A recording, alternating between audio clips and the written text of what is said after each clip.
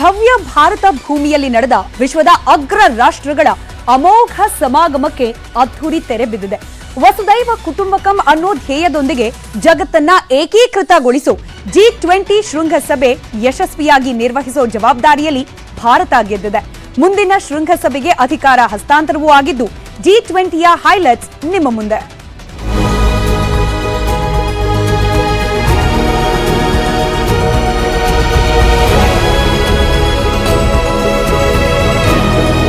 ದೆಹಲಿಯಲ್ಲಿ ನಡೆದ 2 ದಿನಗಳ G20 ಶೃಂಗಸಭೆ ಯಶಸ್ವಿಯಾಗಿ ಮುಗಿದಿದೆ. ಬೆಳಗ್ಗೆ ವಿಶ್ವ ನಾಯಕರು ದೆಹಲಿಯಲ್ಲಿರುವ ಮಹಾತ್ಮ ಗಾಂಧಿ ಸ್ಮಾರಕ ರಾಜಘಾಟ್ಗೆ ಭೇಟಿ ನೀಡಿ ಪುಷ್ಪ ನಮನ ಸಲ್ಲಿಸಿದರು.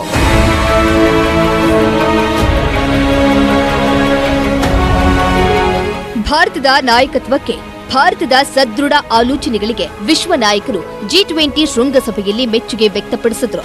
ಬರೀ ಮೆಚ್ಚುಗೆಯಲ್ಲ, ವಿಶ್ವ ನಾಯಕತ್ವಕ್ಕೆ ಭಾರತವೇ ಶ್ರೇಷ್ಠ ಅಂದ್ರು ವಿಶ್ವ ನಾಯಕರು.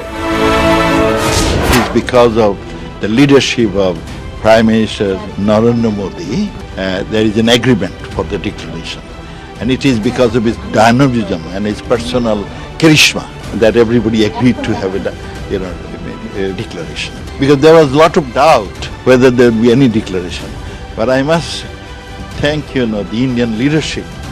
They did an excellent job. Yes, there is a consensus, and it is a great success for India, for the G20 presidency.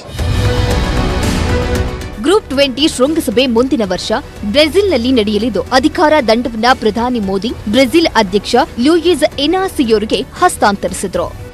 मैं ब्राजील के राष्ट्रपति और मेरे मित्र लूला डी सिल्वा को हार्दिक शुभकामनाएं देता हूं और मैं उनको प्रेसिडेंसी का केवल सौंपता हूं.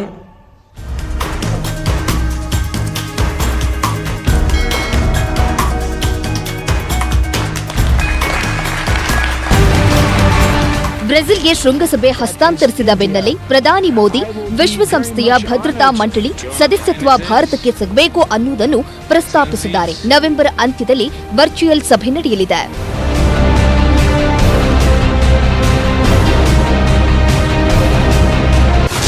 नवंबर के अंत में G20 का एक वर्चुअल सेशन और रखें. उस सेशन में हम इस समिट के दौरान तय विषयों की समीक्षा कर सकते हैं. One earth, one family, one future का रोड मैप सुखद हो. स्वस्ति अस्तु विश्वस्य, यानी संपूर्ण विश्व में आशा और शांति का संचार हो. 140 करोड़ भारतीयों की इसी मंगल कामना के साथ आप सभी का बहुत बहुत धन्यवाद. ನವೆಂಬರ್ವರೆಗೂ G20 ಶೃಂಗಸಭೆಯ ಅಧಿಕಾರ ಭಾರತದಲ್ಲೇ ಇರುತ್ತೆ. ಅಲ್ಲಿಯವರೆಗೂ ಈಗ ನಡೆದ 2 ದಿನಗಳ ಶೃಂಗಸಭೆಯಲ್ಲಿ ವಿಶ್ವ ನಾಯಕರು ಕೊಟ್ಟಿರುವ ಸಲಹೆಗಳು, ಅಭಿಪ್ರಾಯಗಳನ್ನ ಭಾರತ ಪರಿಶೀಲಿಸಲಿದ್ದು, ಮುಂದಿನ ವರ್ಷದ ಬ್ರೆಜಿಲ್ ಶೃಂಗಸಭೆಯಲ್ಲಿ ಜಾರಿಗೆ ತರಲು ಒಪ್ಪಂದಗಳಿಗೆ ಸಹಿ ಹಾಕಲಾಗಿದೆ.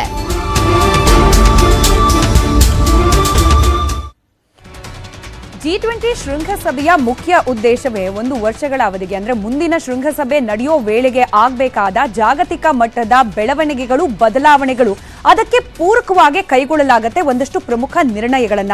ಹಾಗಾದ್ರೆ ಭಾರತದಲ್ಲಿ ನಡೆದ ಈ ಬಾರಿಯ G20 ಶೃಂಗಸಭೆಯಲ್ಲಿ ಕೈಗೊಳ್ಳಲಾದ ಜಾಗತಿಕ ಮಟ್ಟದಲ್ಲಿ ಪರಿಣಾಮವನ್ನ ಬೀರಬಲ್ಲಂತಹ ನಿರ್ಣಯಗಳು ಯಾವ್ದ್ಯಾವುದು ಗಮನಿಸ್ತಾ ಹೋಗೋಣ. ಮೊದಲನೇದಾಗಿ ಭಾರತ ಸ್ವಹಿತ ದೃಷ್ಟಿಯಿಂದ ಅನೇಕ ವರ್ಷಗಳಿಂದ, ಹಾಗೆ ಇದು ಜಾಗತಿಕ ಮಟ್ಟದಲ್ಲೂ ಕೂಡ ಒಳಿತು ಅಂತ ಪ್ರತಿಪಾದಿಸ್ತಾ ಬಂದಿರುವಂತಹ UN ಭದ್ರತಾ ಸದಸ್ಯತ್ವಕ್ಕೆ ಭಾರತ ಮನವಿಯನ್ನ ಮುಂದುವರೆಸದೆ ಈ ಒಂದು ವೇದಿಕೆಯಲ್ಲೂ ಕೂಡ ಅದನ್ನ ಪ್ರತಿಧ್ವನಿಸುವಂತೆ ಮಾಡಿದೆ. ಸದ್ಯಕ್ಕಿರೋದು 5 ರಾಷ್ಟ್ರಗಳು, ಅದರಲ್ಲಿ ಭಾರತಕ್ಕೂ ಕೂಡ ಪರ್ಮನೆಂಟ್ ಸದಸ್ಯನ ಸ್ಥಾನವನ್ನ ನೀಡಬೇಕು ಅನ್ನೋ ಆಗ್ರಹ, ಅದನ್ನ ಮತ್ತೊಮ್ಮೆ ಪುನರುಚ್ಚರಿಸಿದೆ G20 ಮೂಲಕ ಭಾರತ. ಇದರ ಜೊತೆಗೆ ಜಾಗತಿಕ ಆರ್ಥಿಕ ಸುಧಾರಣೆಗಳ ಕಡೆಗೆ ಒಗ್ಗಟ್ಟಿನ ಹೋರಾಟವನ್ನ ನಡೆಸೋದು, ಹಾಗೆ ಒಗ್ಗಟ್ಟಿನ ಸುಧಾರಣೆಯ ಮಂತ್ರಗಳನ್ನ ಪರಿಪಾಲನೆ ಮಾಡೋದ್ರ ಬಗ್ಗೆ ಕೂಡ ಸುದೀರ್ಘವಾಗಿ ಚರ್ಚೆಯಾಗಿ ಅನೇಕ ನಿರ್ಣಯಗಳನ್ನ ಇದಕ್ಕೆ ಪೂರಕವಾಗಿ ಕೈಗೊಳ್ಳಲಾಗಿದೆ. ಹಾಗೆ ವಿಶ್ವವನ್ನ ಬಾಧಿಸ್ತಾ ಇರುವ ಹಸಿವು, ಬಡತನ, ಇದರ ವಿರುದ್ಧವಾಗಿ ಎಲ್ಲಾ G20 ಮಿತ್ರ ರಾಷ್ಟ್ರಗಳು ಕೂಡ ಒಗ್ಗಟ್ಟಿನ ಹೋರಾಟವನ್ನ ಮಾಡುವ ನಿಟ್ಟಿನ ನಿರ್ಣಯವನ್ನ ಕೂಡ ಕೈಗೊಳ್ಳಲಾಗಿದೆ. ಆಗಬೇಕು ಅಂದ್ರೆ, ಹಸಿವು ಮುಕ್ತ ವಿಶ್ವ ಆಗಬೇಕು ಅಂದ್ರೆ ಕೈಗೊಳ್ಳಬೇಕಾದ ನಿರ್ಣಯಗಳಲ್ಲಿ ಎಲ್ಲಾ ರಾಷ್ಟ್ರಗಳು ಕೂಡ ಪರಸ್ಪರ ಸಹಯೋಗವನ್ನ ಹಂಚಿಕೊಳ್ಬೇಕು ಅಂತ ಹೇಳಿ ಒಂದು ನಿರ್ಣಯವನ್ನ ಕೈಗೊಳ್ಳಲಾಗಿದೆ.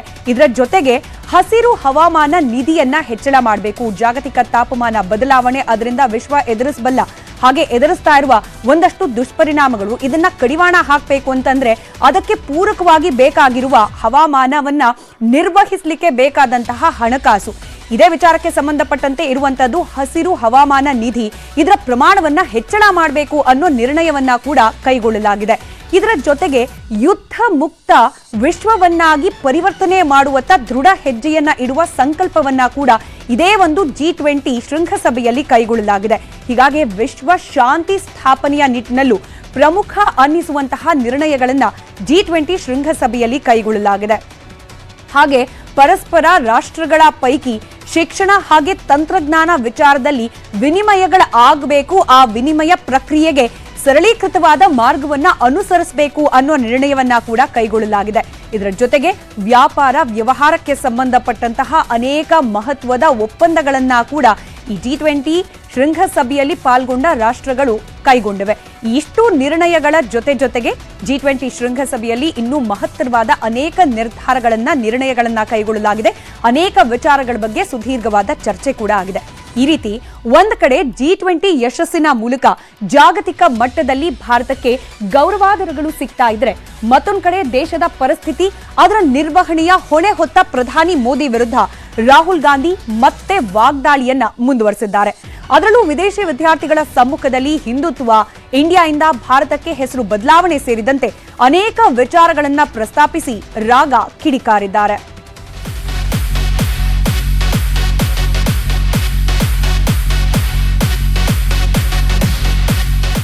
G20 ಶೃಂಗಸಭೆ ಸಮಾಪ್ತಿಯಾಗಿದೆ. ವಿಶ್ವ ನಾಯಕರೇ ಭಾರತದ ನಾಯಕತ್ವವನ್ನ ಹಾಡಿ ಹೊಗಳುತ್ತಿದ್ದಾರೆ. ಆದರೆ ಪ್ಯಾರಿಸ್ ವಿಶ್ವವಿದ್ಯಾಲಯದಲ್ಲಿ ವಿದ್ಯಾರ್ಥಿಗಳ ಜೊತೆಗಿನ ಸಂವಾದದಲ್ಲಿ ರಾಹುಲ್ ಗಾಂಧಿ ಮೋದಿ ಸರ್ಕಾರವನ್ನ ಹೀಗಳೆದ್ರು. ಹಿಂದುತ್ವದ ಬಗ್ಗೆ, RSS ಬಗ್ಗೆ, ಅದಾನಿ ಕೈಯಲ್ಲಿ ಭಾರತ ಅಂತೆಲ್ಲ ಆಕ್ರೋಶ ಹೊರಹಾಕಿದ್ರು. If the Prime Minister tomorrow morning was to decide there would be no chest thumping and no violence in India, it would stop.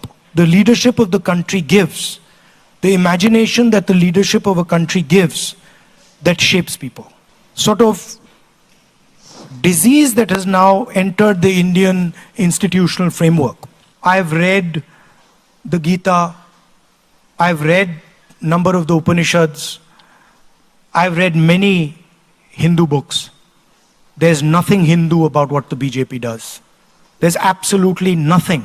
They are out to get power at any cost, and they will do anything to get power, and they will do anything to ensure that the Indian caste structure, the social structure of my country is not threatened.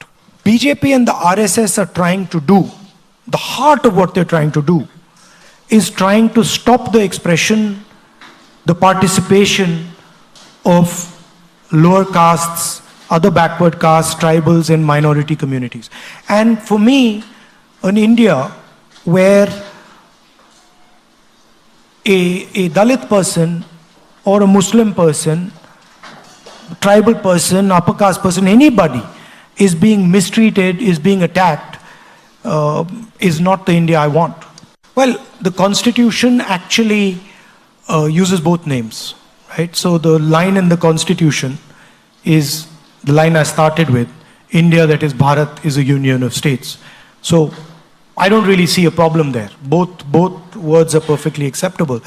But I think maybe we irritated the government a little bit because we named our coalition India, so that got them all heated up. And now they've decided to change the name of the country. ಈ ಮಧ್ಯೆ G20 ಶೃಂಗಸಭೆ ನಡೆದ ಭಾರತ್ ಮಂಟಪಂ ಆವರಣ ನಿನ್ನೆ ರಾತ್ರಿ ಸುರಿದ ಮಳೆಗೆ ಜಲಾವೃತವಾಗಿದ್ದನ್ನ ಪ್ರಶ್ನೆ ಮಾಡಿದೆ ಕಾಂಗ್ರೆಸ್. ಇದೇನಾ 2700 ಕೋಟಿ ರೂಪಾಯಿ ಅಭಿವೃದ್ಧಿ ಅಂತ ಟ್ವಿಟರ್ನಲ್ಲಿ ಪ್ರಶ್ನೆ ಮಾಡಿದೆ.